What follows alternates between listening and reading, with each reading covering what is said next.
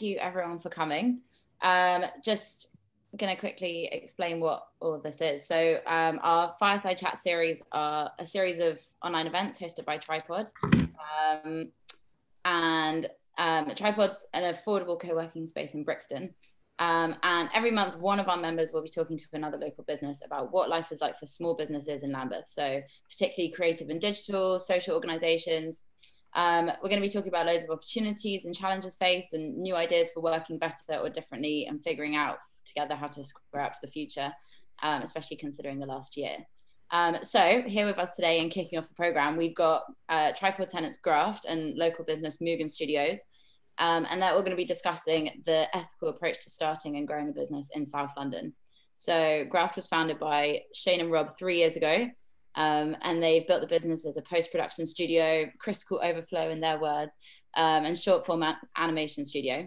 And then you've got Joao, lovely Joao, the founder and director of Muugen Studios, video content production and strategy. Both companies have done loads of work with local charities and have successfully demonstrated that corporate and social responsibility is not just for big companies, whereas I think lots of people feel like they need to be making in order to help loads first. These guys are here to say that that's, not exactly the way. So just for everyone here, we're going to be recording this conversation just so it can be uploaded to the Tripod website and rewatched by anyone else who's interested in the topic. So we're going to start with Shane, Rob and Joao, but then open the conversation to anyone else who wants to share experiences, stories, or have any questions about how they've gone about what they do. More than happy to have people write in the chat and I can relay them, or alternatively, just, turn on mics and feel free to join in the conversation. So without further ado, Shane, Rob and Joao, thank you again for being here and over to you. Thanks for the invitation. Thank you, Alex. Anytime. So I guess we're talking about ethics in business. So should we sort of start about how we started our business, Shane, and what we do ethically in our... Cool. So shall I give kind of a really broad stroke of how we got to where we are right now? And then maybe, Rob, you can talk about, a little bit more in depth about why or what we're going to do next, or why we kind of have the standards we have. Sure. With our staff. Now we've got 2 full-time staff members as well as ourselves. Yeah. So we've had to take things like benefits, but also like respect in the workplace and all that kind of stuff. We've had to put down some guidelines for that instead of just assuming it will be understood. So yeah, we've been in business as Graft since we're coming up to 3 full years, March 2018. Wow. And before that, Rob and I worked together as freelancers, so as kind of sole traders, but with a lot of the same clients. I'm an animator and Rob is an editor. So quite often in the ad industry, which is kind of huge, probably the biggest employer for our skill set in London. So a client might come along to me with an animation, but also need a little bit of edit and vice versa. So we kind of worked hand in hand, but not billing as the same company for a long time. And before that, we worked at different places. So worked our way up in the industry, and we had lots of kind of contacts, and working together was working out really well. So we just kind of took the plunge, took the next step, and hired a space from the Meanwhile Space guys. And we've got 2 spaces, and it's not even the 2 that we got originally. We moved around the space a bit, just testing out different areas in the Tripod co-working space in Brixton. So it's been really cool. It's been a really exciting journey.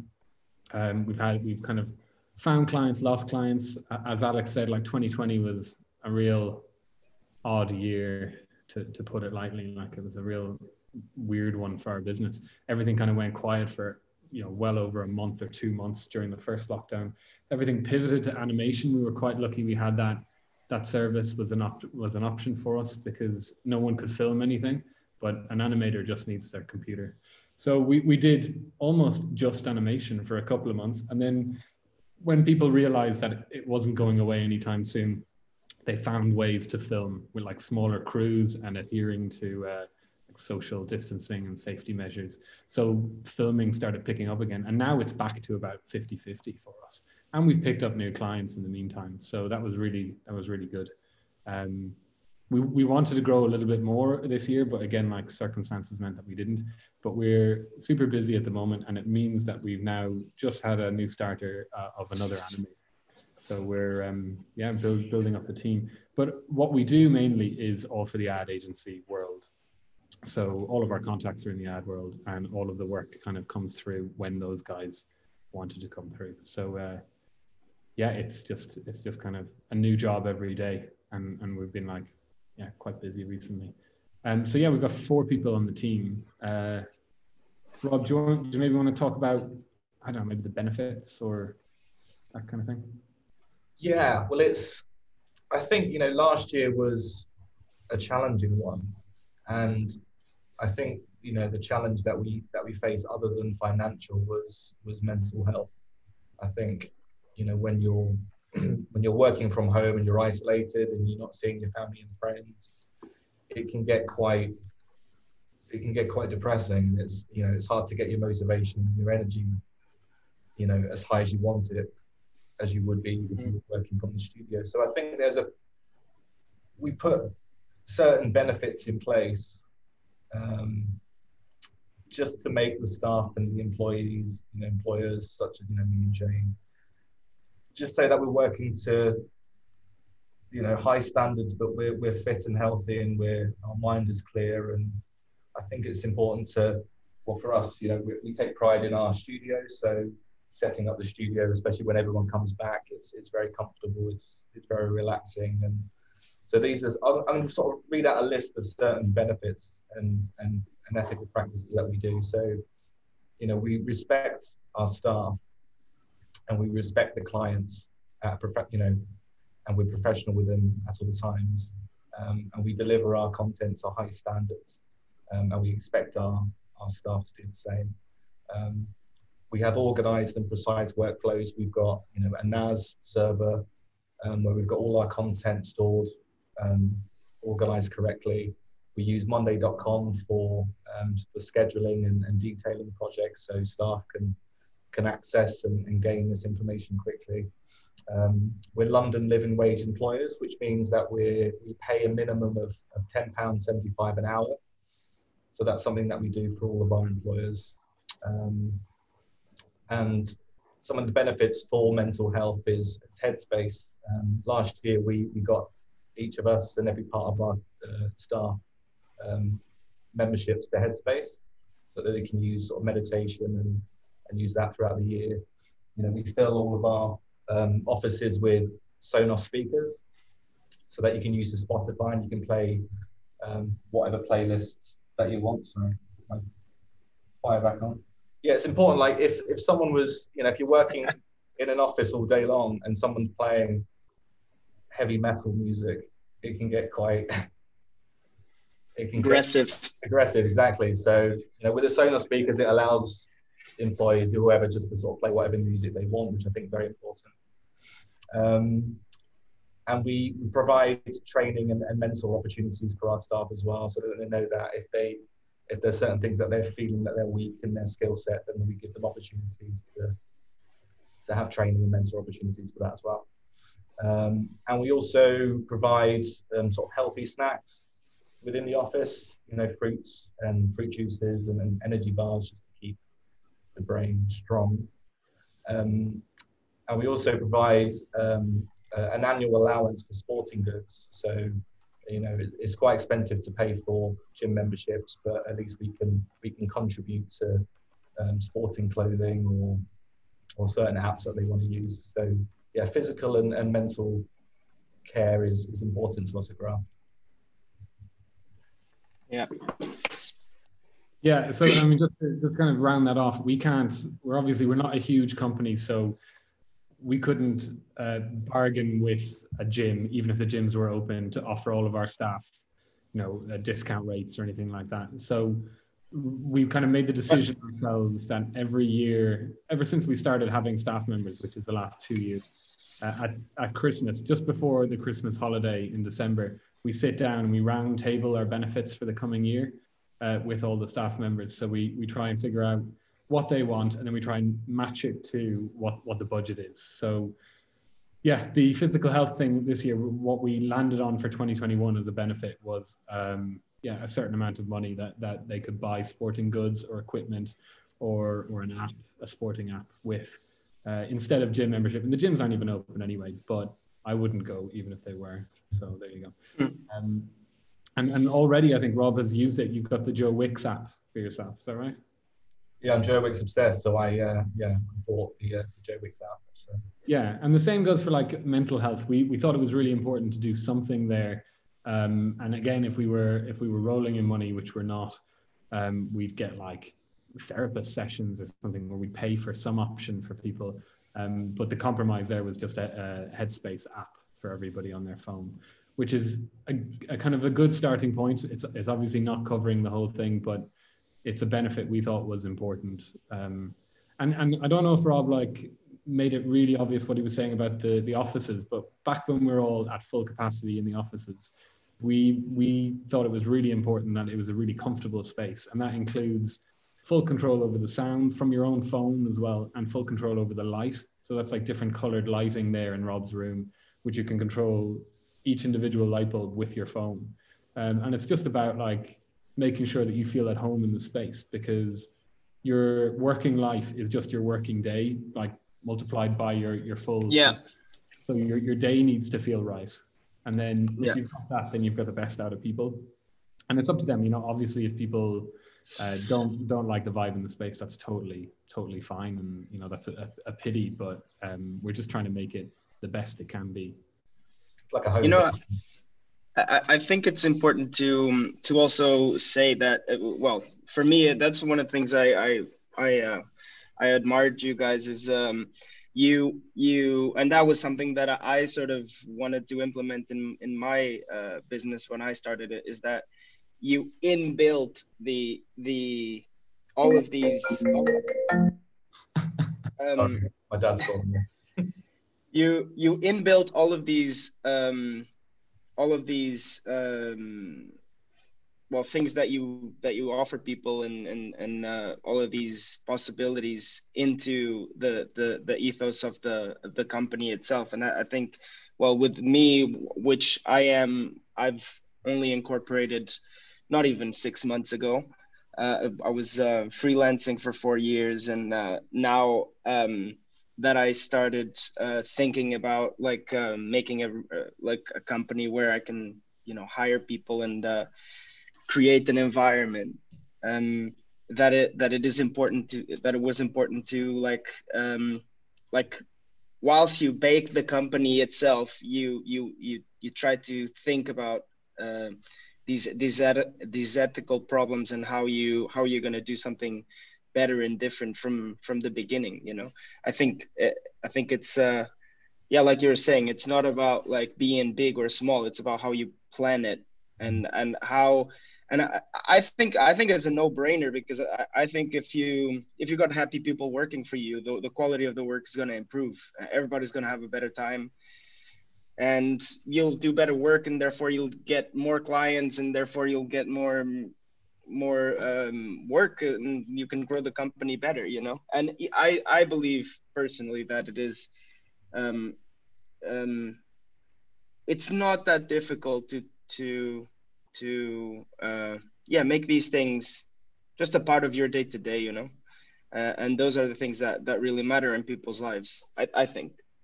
But yeah, I think we need to set those sort of boundaries off the bat, just so that you respect it, you know, like tardiness and inappropriate language and, you know, racial sexual discrimination. It's all these things that, you know, we don't do, and we hope that our staff members don't do it as well. So yeah. And the same goes for the benefits. If you set them up early, and then you kind of have to stick to them because you've said it to people and you've written it in paper, and it's a good exercise in keeping your standards where they need to be. And then if you were to just say it and not follow through on it, then it starts a slippery slope where you just you can't be trusted to deliver on all these things. And a big part of it is being responsible for the thing that you've created. It'd be, you know, it would be a completely different thing if Rob and I were just working for someone else and we'd toe the line when it comes to their company rules and everything. But if you're laying out the groundwork, then That's it. Through, and you need to make sure that you can sit comfortably with that groundwork, that it sits right with you ethically. And you know, we're not saying we're perfect. There's an awful lot to go. We'd like to offer things like sabbaticals where people can take, you know, maybe 9 months off, and their job is guaranteed for them when they come back if they want to go travel or whatever. Again, nobody's traveling at the moment anyway, so whatever. If they want to stay at home for 9 months and just chill out. But yeah, there's a lot we can do, and there's a lot that I'm sure we don't even know about that we should be doing or could be doing. But the responsibility is on us to double check these things and to make sure that we're up to date and adding whatever value we can to the staff. Because yeah, like you said, Joao, we're a service company. You know, we're not a product-based company. We don't just churn out a product and sell it at a unit price. It's all dependent on the system of people that we have. 100%. The people are, you know, a computer can be replaced. A person, it's really important that they feel they're part of the team and that they can contribute and everything. And another reason that this stuff is kind of maybe a little bit easier for us than a larger company is because we're so small as a team. We need the kind of the hierarchy to be really flat. Like everybody in the office gets an equal vote in how we approach the next project and everything. And that's probably a bit of a luxury. Like if we were a 300 person plus company, we couldn't wait for the votes to come in to crack on with the job. We'd run out of steam. But because there's only 4 of us, we can just kind of bounce ideas off each other, come to a conclusion, and then just action it quite quickly. So everyone gets equal respect and an equal voice at the moment, even though I have been talking for very long. It's just showing support to your staff as well, you know, being there for stressful situations and difficult times and chats. You know, we're such a small team that we can talk to each other openly. I think that's very important. It's probably worth saying as well that we see huge benefits as employers from this because people come to work with a good attitude, just a good energy for the work. I mean, attitude. People make better work. They just make better work in general if they're happier, I think. Especially, I mean, I speak personally, like creatively, like if I feel good, I always do better, you know. If I know why I'm doing what I'm doing, and you know, like I understand what's happening and what the vision is and why we're doing things a certain way, it just makes everything you're able to focus on what is actually important in that day, and like to make that project be as you know, as creative or as strict as it needs to be, you know. And you're not like complaining about that because you're in a space where you're you know you're treated well, you know. Yeah, I think it comes down to kind of like respect for the work and for each other. And if we were being real about it as well, there are days when people get things wrong in the office, ourselves included, and because we're all human. But I think part of the system that we're trying to build means that in theory, trust. Nothing festers beneath the surface. So even if things go wrong, there's enough mutual respect to have a conversation about that and be pissed off and then just deal with it and then come back and wipe the slate clean and do it again. Yeah, it's just creating a safe space. Sure. Isn't it? I think it's massively important that people know that they can, you know, fail and, you know, not be chastised about it, but rather like learn, because at the end of the day, I think as a business, you should be thinking long term. That, I mean, it's my philosophy and I can't be wrong, obviously, but that's how I see it, you know. Yeah. Well, I mean, there are obviously like you know, options for growth as a business, and whether you want to kind of say, for example, take funding and grow faster and everything. And our choice from the start was organic, slow growth, and it gave us the opportunity to just kind of crew up when our clients felt confident enough in our service that they wanted to give us more work. And then when that workload became too big for the amount of people we had, we could look at hiring another person, and just slow and steady. And that gives us a load of opportunity, load of time to make sure they're the right people. So far, we've been quite lucky. I don't think we've had a wrong person. Maybe used subcontractors, and we haven't gone back to them, but we haven't like tied ourselves into anyone that has been a serious problem for the company. So we've been very lucky as well. Yeah, really lucky. So should you talk about some of the charity work that we've done and we're interested in doing? Yeah, go for it. So yeah, so we're very open to working with charitable organisations. We had the fortunate experience of working with Building and Brixton last year, which was a great opportunity for us, and that's the first sort of project that we worked with Joao on. Yeah, that was cool. Yeah, so Building and Brixton, yeah, they're a partnership of 9 diverse and complementary organisations in Lambeth working together to help young people thrive.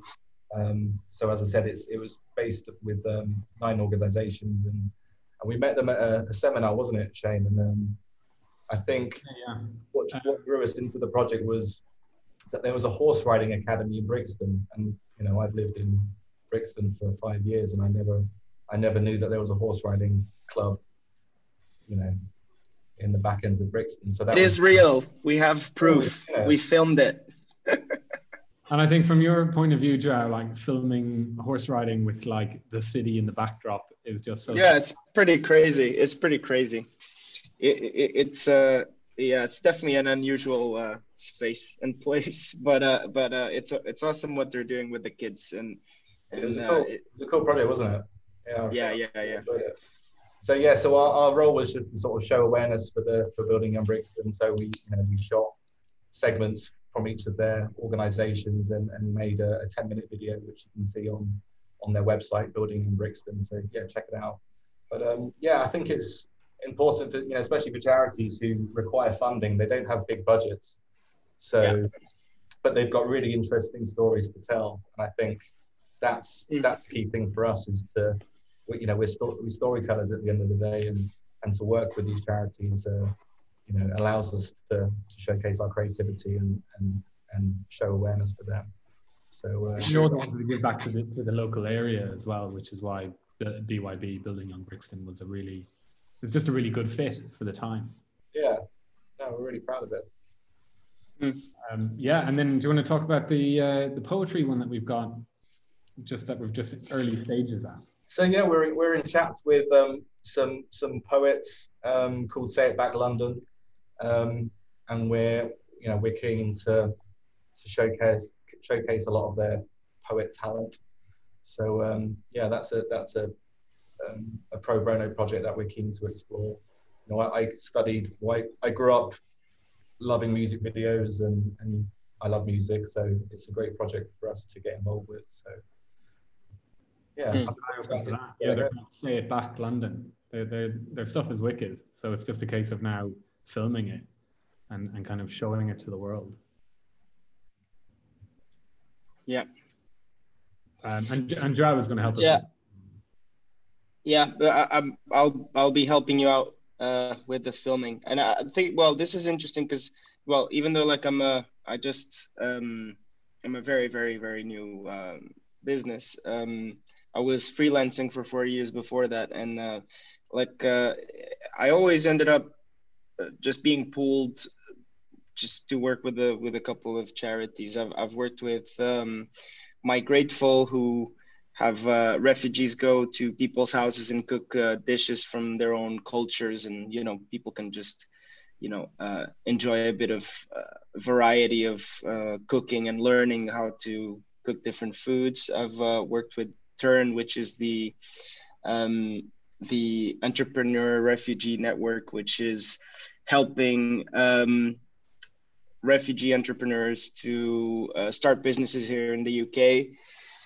And I've also worked with Bromley by Bow Centre and helped them out in one of the projects that they're doing with just helping local people to that are a little bit older to get more involved with the community, and they do like a swap shop day where you can take in your clothing and all of this, and you can exchange it for whatever they have, and they're getting all of these older people in the community to like organize and like be active and do all of this kind of stuff. So and they're all like they're all projects that like, yeah, you know, like they're always they always give you something, even though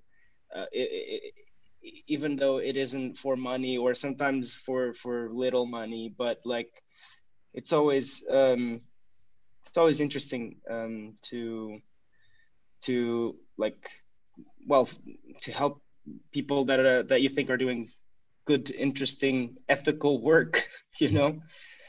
So it's nice to also have a little bit of creative control, because quite often they want you to just kind of take it and run with it. So we get that. We get a little bit of a playground there as well, because you know, if you're working with absolutely, you get like a brand guidelines that thick, and you can't do anything outside of that. But with a charity, quite often if they don't have your skill set, they're quite happy to just take your expert advice, and that's where you kind of play around a little bit. That's quite cool. It's just appreciative of getting content. Yeah, go for it, Rob. I say a lot of charities, they're just fortunate that you want to you want to assist with helping them out. So, you know, for sure. Sorry to jump in, guys. We've got a couple of questions for you in the chat. Sure. So the first one is, how can you afford as small businesses to do pro bono work? Okay, yeah. So that's that's a good question. It's probably the main question, because obviously you're juggling everything from like marketing your small business to actually doing the job that you're paid to do, to maintaining kind of a good routine in the office and making sure that the admin gets done for everyone involved.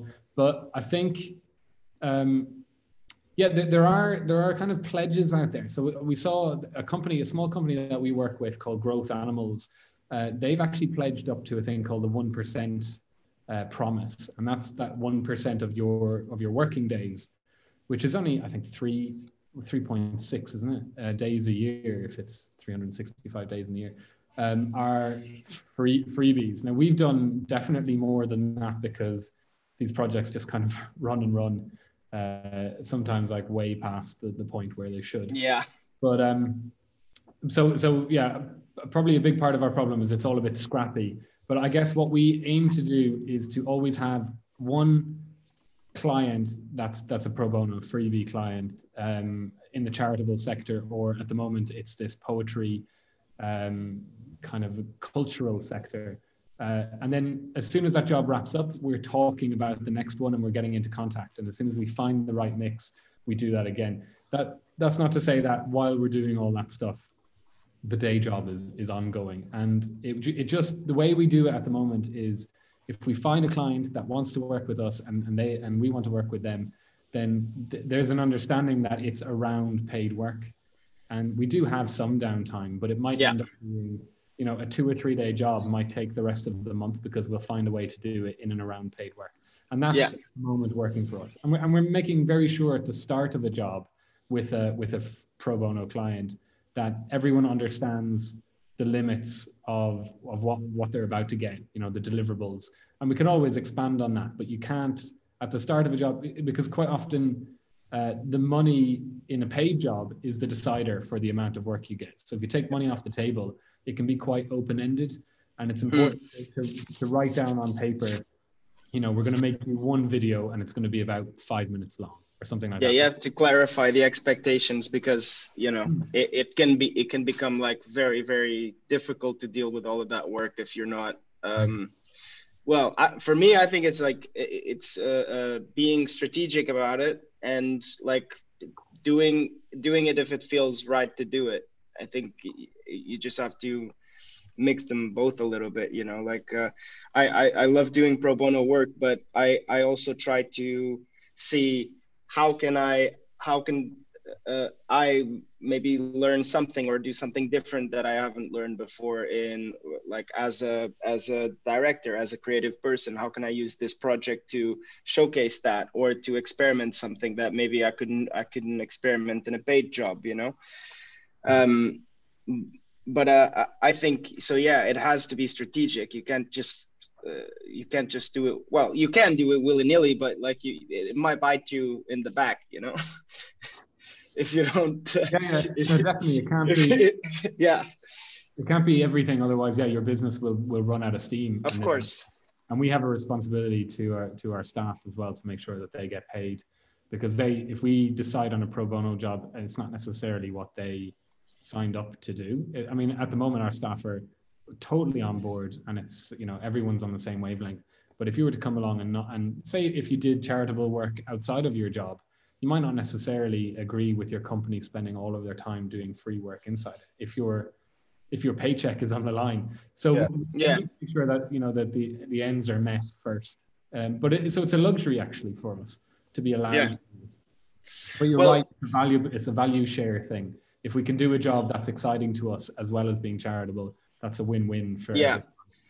And with my company, what I am, it's also like part of the values of Muugen is that I will work my hardest to maintain, like as a basis for it once I start employing people, is that I would like to give the creatives space to have to work on their own projects. And you know, like obviously for that I would need to be able to hire them in the first place. And it's all very easy to talk, but I do think, and this is, I think, a little bit like responding to the second question as well, that you just once you think about growing and scaling up, but I think that if you don't build in that's why I think it's really important to build it in the ethos of the business. Like if it is like an intrinsic part of the business, then when you're thinking about scaling up, maybe if you are true to your ethos, and if you're true to the things that are really important for you. I started Muugen because I wanted to give people that were in similar situation to me, which when I started looking for jobs as a creative and all of that stuff, to have a space where people can, you know, make money and like work with cool brands, but also like have a little bit of space to improve and to work on something that's their own, you know.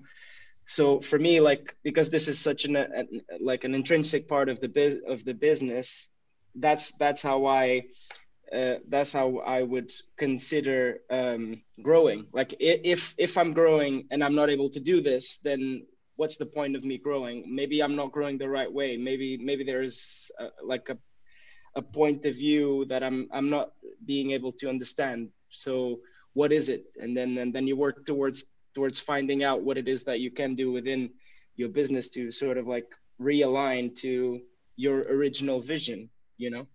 Sure. I think at the end of the day, you know, we're all good people, you know. We want the best. We try to be. I try to be. I'm not sure I am all the time, but it's horrible. I've worked with some arsehole bosses and people, you know, and it's not pleasant when you're in that environment all the time, and it stifles creativity. And that's how you lose good talent. That's how you lose. I've worked in places that I've seen like the best talent just go, just like, you know, like that's a really good point. Yeah. I think the whole point is like, and that probably comes back to every one of these like little benefits that all together make up this mesh of what we're trying to create for people. Because we've all been freelancers, and we all know that you only hire in a freelancer when like the shit has already hit the fan, and there's the worst computer in the office and the worst chair, maybe even a keyboard that doesn't have like certain keys on it, certain letters don't even type in, and just the worst kit. Like generally it's the end of the clump of desks, and it's like you've got the kitchenette behind you, so people are just hanging out having a coffee or microwaving their lunch by the toilet, and it's just looking like a storage room with no windows. Yeah, it's like all the worst stuff. So we obviously you know, and we're in these kind of cellar offices, and they do have some light source, but we've also made sure that the lighting is correct for our type of work. And it all comes down to like all of these little things that we've learned, you know, bad bosses and all that kind of thing. We've all just made a bit of a note in the back of our mind saying, if I was to ever be in that position, I wouldn't necessarily do that. And that's not to say that we're missing stuff. I'm sure we're missing stuff. Yeah, for sure, 100%. Yeah, and it'll just take someone to tell it to us. And I hope that when we're in that position, we'll be able to respond in some sort of positive way or make some sort of a change that kind of addresses an issue. But here, I think it's also cyclical, right? Because I think if you create a culture in your own business that allows people to, you know, openly express themselves and like be like you know, and I'm saying like, I don't know, this can be like a lot more difficult once the company grows. I'm not there yet, but it's definitely something that I do think about, that if you create a culture where it is okay to say stuff, even if you know, it might be like a little painful in a way to hear, then everybody knows where they're standing, you know, so you can build solidly from there.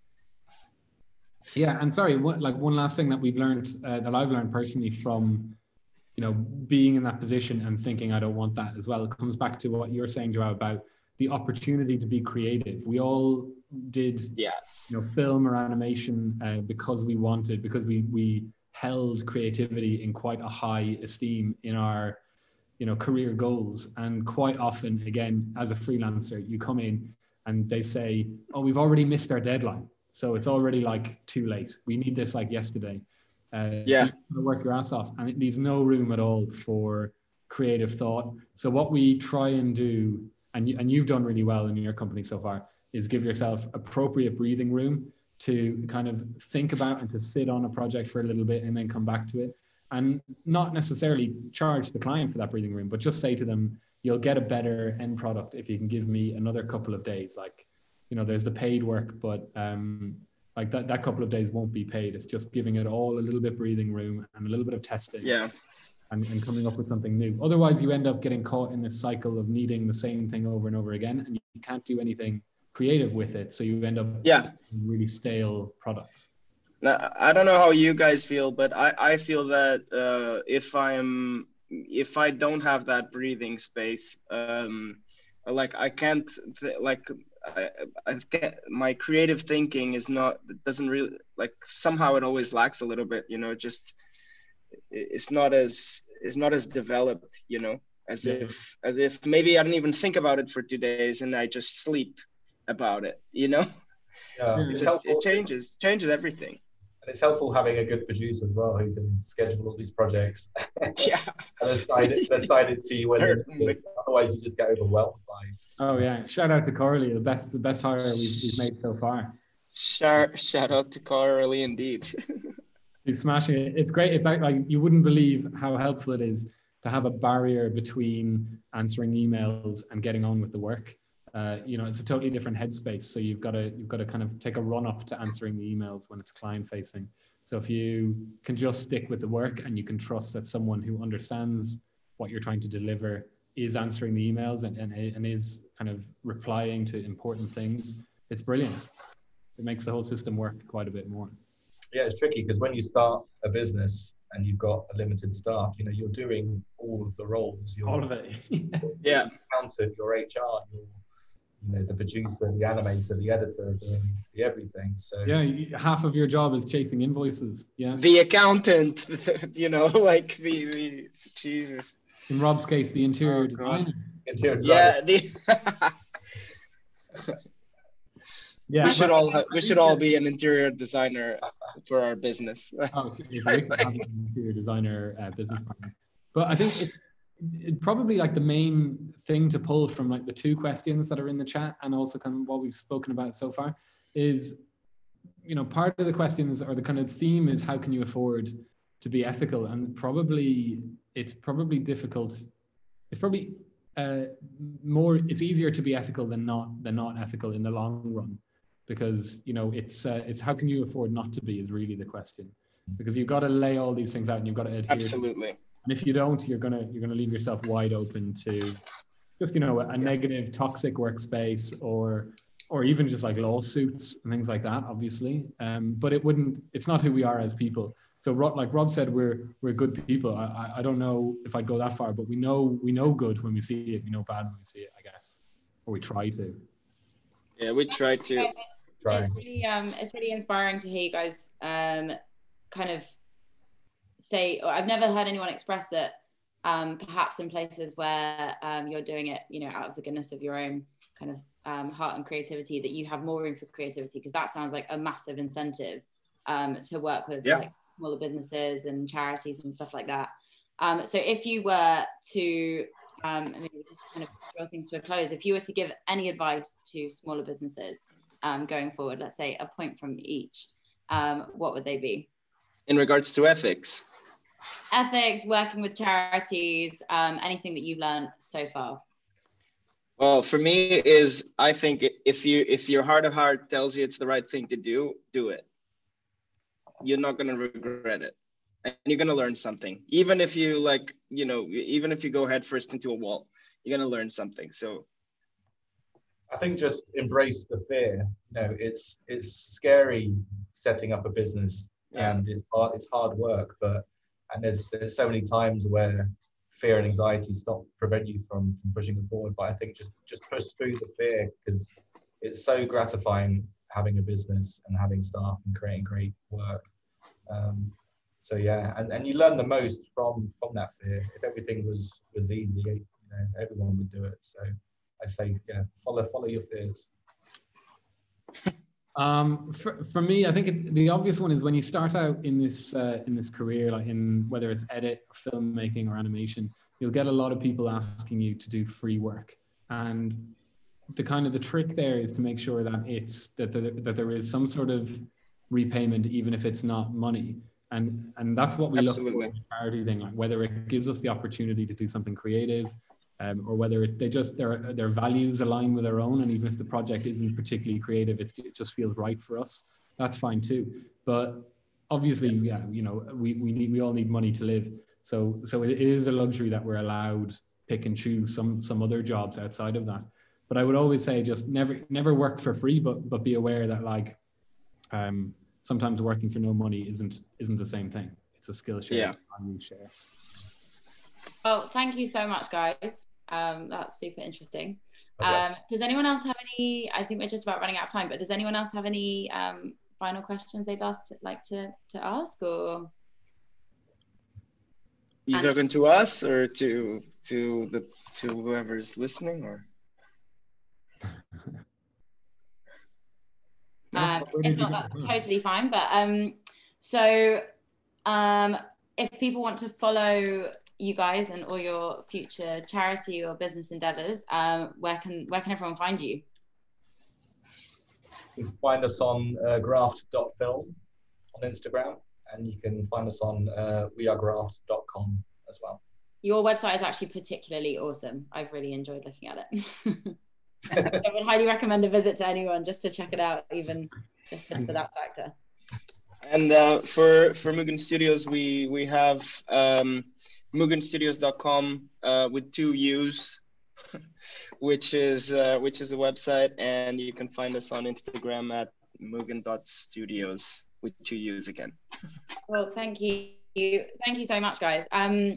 So just for anyone that's interested, we're going to be hosting these kind of chats once a month with various different topics, and you can find all the updates on all the usual socials, but particularly check the Meanwhile Space website, because we'll be posting them all on there, which is meanwhilespace.com. But yeah, just thank you so much again for everyone for coming, for being here. And thank you. Everyone's learnt some stuff. And I brought the fire with me. Thanks so much, guys. Much appreciated. Yeah, I hope you're really cozy by your fire. Thanks, Alex. This is brilliant. Yeah. Thanks, Alex. No need to thank me. Thank you, guys. Definitely. I think that's about it.